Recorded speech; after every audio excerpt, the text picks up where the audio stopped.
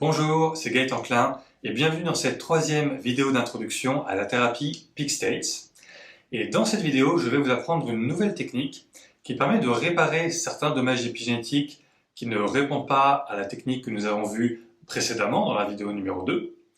Et nous allons parler de certaines formes d'émotions qui ont du mal à partir lorsqu'on utilise des techniques comme le EFT ou le MDR, des techniques classiques de thérapie.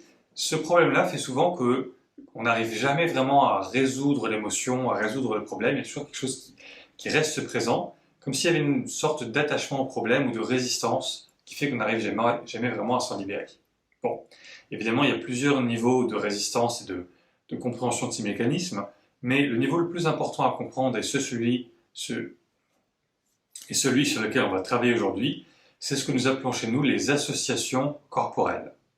Donc les associations corporelles, c'est un mécanisme qui fait que parfois notre corps associe une émotion négative à une émotion positive. Il va créer un lien entre ces deux émotions et se dire « j'ai besoin de ça et je vais garder ça parce que c'est positif ». Parce qu'il y a cette émotion positive et elle est liée à cette émotion négative, alors même si c'est négatif, je vais garder cette émotion. Donc quand on a une association sur une émotion négative, ça nous empêche de complètement l'éliminer, de complètement nous en libérer. La bonne nouvelle, c'est qu'il y a une technique très simple pour régler ça. C'est ce qu'on appelle la technique des associations corporelles. Donc, allons-y. Cette technique, elle consiste, comme on l'a vu dans la vidéo précédente, à d'abord avoir identifié quelle est l'émotion qui pose problème. Une fois qu'on a identifié cette émotion, on peut utiliser le tapping simple, comme on l'a vu avant, pour la libérer, et si ça ne marche pas, alors on utilise cette technique-ci. Cette technique consiste à mettre une main comme ça devant vous et à imaginer que vous portez dans votre main une boule de papier froissé. Et dans cette boule de papier froissé, vous allez mettre cette émotion qui vous pose problème.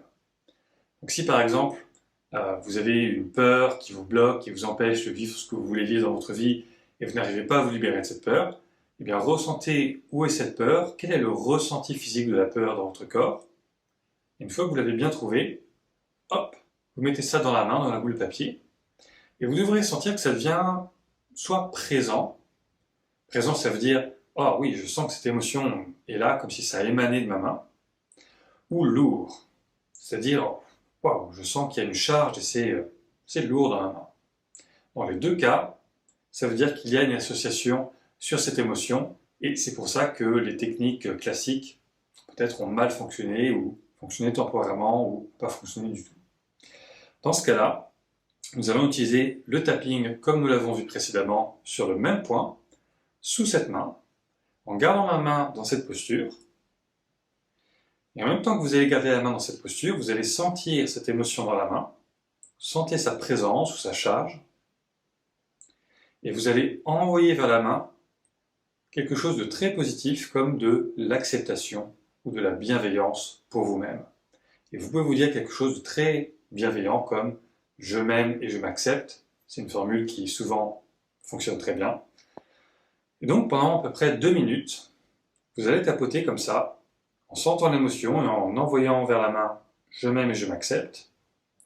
Et vous devrez sentir que cette émotion commence à diminuer dans la main. Et vous allez continuer jusqu'à ce que ça soit devenu calme, paisible et léger. En général, ça prend entre 2 et 3 minutes, mais parfois ça prend plus longtemps dans les cas où c'est vraiment très résistant. Et dans ce cas-là, il faut simplement continuer pour autant que vous sentez que ça diminue. Tant que ça diminue, continuez la technique, vous êtes sur la bonne voie. Des fois, ça prend 10 minutes dans certains cas. Mais il faut continuer jusqu'à ce que ça soit totalement neutre, léger, et que vraiment vous sentez qu'il n'y ait plus rien du tout dans la main. Et même quand vous avez atteint ce stade-là, continuez encore 30 secondes, comme ça, vous êtes sûr.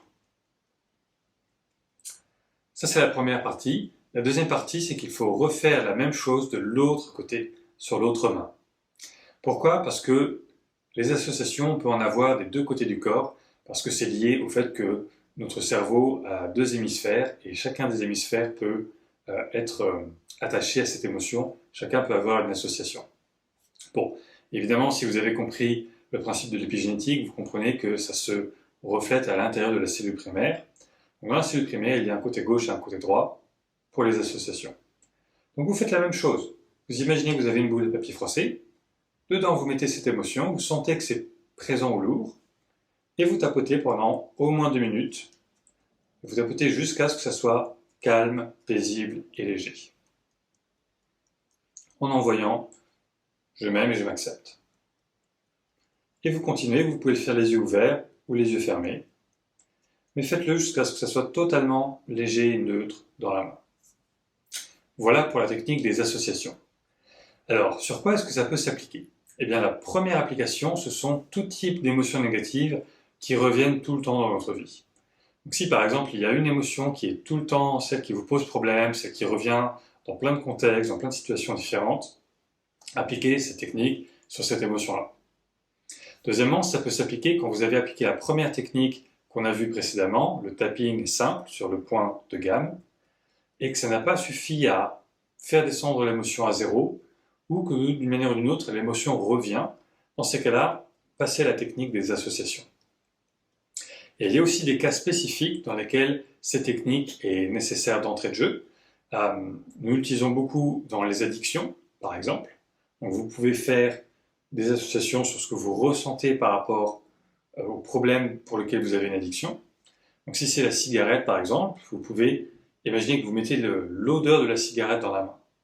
Et vous verrez que souvent, il y a des émotions qui apparaissent en lien avec cette addiction. Vous pouvez aussi utiliser ces techniques dans le cadre d'une addiction à quelqu'un.